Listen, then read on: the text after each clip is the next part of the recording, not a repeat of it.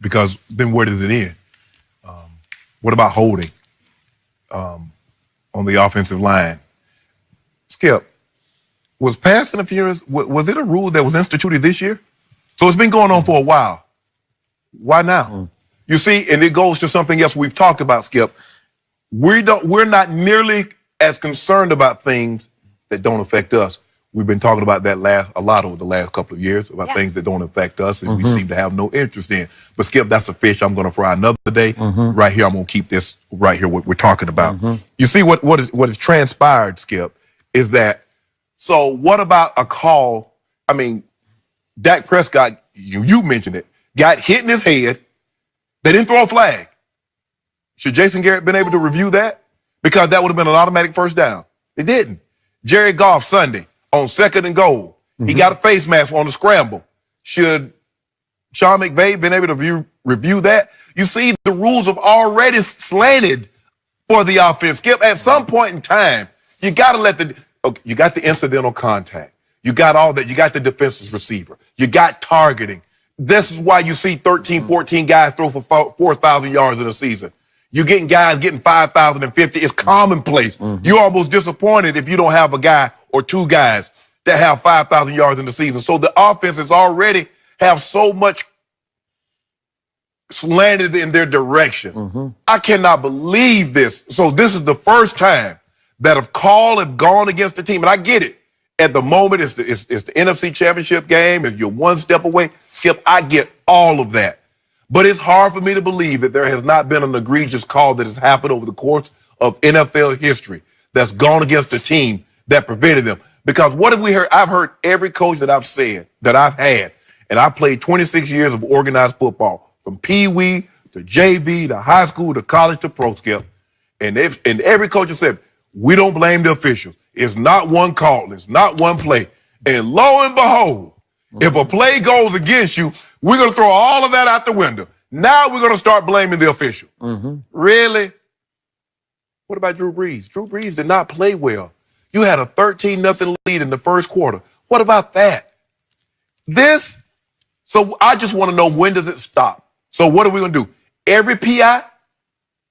Because I can assure you, Skip, that guy didn't say, you know what? I'm going to miss this call. I ain't going to call it. Because we're going to talk about Andy Reid and said how he said the guy had his hand on the flag. Sure.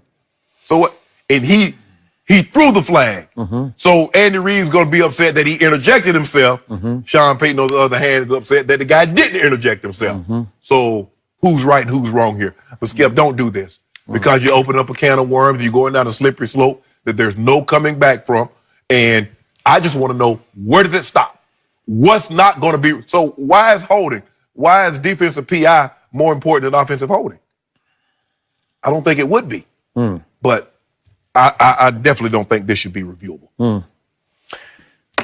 What is the most significant penalty in NFL football as opposed to college football? It's the pass interference. Sure. It's the most penal of all the penalties because it's a spot foul. Yeah. And so if you throw a 60-yard pass, it can be a 60-yard flag, right? Yeah. As opposed to college football, where I would teach my kids to just grab them. Oh, yeah. Like if you're beat, just pull them down. Yeah. Make sure that it can't catch it. It's almost like the intentional foul in basketball. Just wrap them up. Make sure they can't shoot it. That you can't get the and one, right? Correct.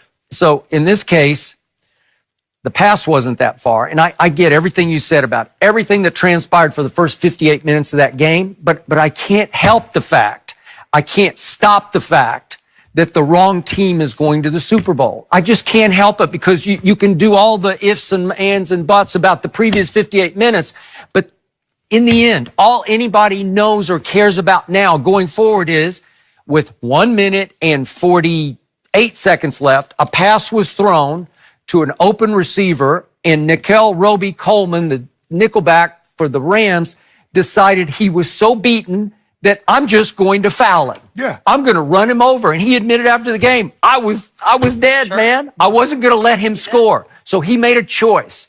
I'm not going to give up a touchdown. I'm just going to take the pass interference. And he willfully took it. Yes. It was blatant. It was flagrant. It was egregious. Nobody in the known world disagrees with the fact that should have been called by 3 flags should have flown, right? Correct. It's as blatant a pass interference as you will ever see. It's helmet to helmet, it's face guarding, it's all of the above. It's the worst uncalled penalty I think I ever have seen in a big moment, in a big game. This is one step from the Super Bowl. Then to carry it on out, so now with 1 minute and 45 seconds left, they would have had 1st and goal at the 5. The Rams had 1 timeout left, and I'm not great at clock math, but I've read a lot of stories. So if you bleed it correctly down to take the field goal on 4th down, you would have left the Rams with about 25 seconds left, and you would have kicked off to them. Could they have pulled off another Zerline miracle? A New Orleans miracle. Okay, well, could they? Yeah, it's possible, but not probable. Right. So now I'm left with this sinking feeling that the wrong team is going to the Super Bowl, that the Rams are counterfeit, that they're fraudulent. And again, I have nothing but respect for the Rams. They had a great year. They're a loaded football team. Are they a worthy Super Bowl? Yes, they're worthy. And I don't have any problem with that. I'm not thinking like some hopeless underdog is playing Brady and Belichick, because they're not hopeless. Right. In fact, on paper, they look like they're a little better than New England, right? They should have played better than they did all year. Maybe they finally just figured it out now. Maybe it's time for them to flex on the Super Bowl stage, because if they flex all their muscles, they're better than New England. Okay, so I get all that. But New Orleans deserved to go to the Super Bowl. So in NFL history, we've seen this league. It's a great league, but it's been reactive, not proactive. So it always takes a flashpoint. It takes an outcry.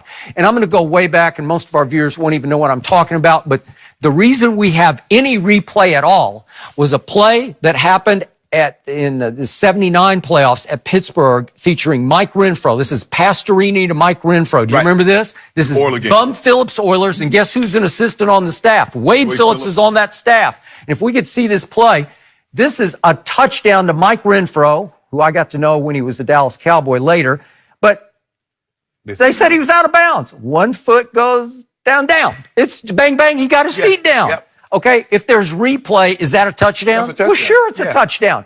Okay, so that play arguably kept the Oilers from going to the Super Bowl that year. Okay, and I believe that would have been the one that they played Vince Ferragamo and the Rams here in 79, right? Okay, so the point was that created outcry. And Bum Phillips just beat that drum through that whole offseason, and it started the wheels turning toward use of instant replay. It didn't come in for about 5 more years, but again, that was the flashpoint. So to me, because Sean Payton is on the competition committee, and he is outraged over this, and he's already been pushing for some sort of replay on pass interference, I'm willing to bet you that by next year we're going to have replay of pass interference at least in the last 2 minutes of regulation and in overtime. So what is it about helmet to helmet? I'm with you. You're going to open Pandora's box. Yes, I want to review that. Okay, it's any judgment call. Should we open it up to any? I'm open to doing that. I'm open just to say in the last 2 minutes. Okay, now we have length of game. So you understand, the college game is almost 30 minutes longer. You know college games. They can go forever. And again, I never complain. I'll watch a University of Oklahoma football game, and it'll go on, and I'll look at my watch, and I'll say, this is a 4-hour game. Does anybody care? Nobody cares. But usually you're not threatening Sunday night primetime programming, right? It's not 60 Minutes or The Simpsons or Family Guy or whatever's coming on, where you're going to threaten your nighttime block. But that's why they've tried to keep the NFL games as close to 3:05-ish, 3:10-ish as they can. Yes. So would this lengthen the games? It could, depending on how many times it got used. Look, in the end, you love this game. I love this game. But don't you want them to get it right? But here's the thing, though, with college, Skip. They stop the clock on every first down. Okay. NFL, they keep it running. Yeah. So can you imagine if they were to stop the clock on every first down in the NFL game, how long it would take? Okay. So if college is, and that's what, Time yesterday came on our show and he says the college should implement all NFL rules to prepare these guys. For like the overtime rules. Right, overtime rules and to stop it. But Skip, you know where this is headed. Okay, the game is going to be. You say that now. I don't want a 4-hour. I don't want a 3.5-hour NFL game. I don't want a 4-hour NFL game. You know what? Bug you? Yes. To me, our technology is so supreme now. We have cameras everywhere. We can see it from 15 angles until finally on the Edelman muff or non-muff, we saw it. We got it this way and that way and that way until finally I said, guess what? He didn't touch the ball. His thumbs didn't touch. Weren't we pretty sure no thumb touched the football? Yes. Well, back in the 80s and even in the 90s, I'm not sure we had enough angles to figure that one out. Right. But we got it. I think they got it right. It took a while, but they got it right. Right. Well, they would have gotten this if the head referee goes over under the hood or wherever he's going, and takes one look at that, the Nickel Roby-Coleman play. Wouldn't he just take one look and say, oh, we missed that one? Skip everything Right. bad in slow motion. Okay. But this one was blatant. I still can't believe they didn't get it in fast motion. He was Skip. He was wrong, and just like players panic sometimes, you like why? All you had to do was just turn around. They panic. He panicked. He's human. Yeah. Who panicked? Oh, the official. Oh, the official. The side judge, panicked. the back judge. I don't know which one froze. did. Yeah. And again, remember what's going on. More and more throughout this country, gambling is being legalized. Yes. So you have a lot of people betting a lot of money on these games, and they see these referees, they all have, just like I have right now, they have an earpiece in. You're right. So they're starting to say, again, conspiracy theories are flying, You're but right. this cloud of doubt is growing over the NFL.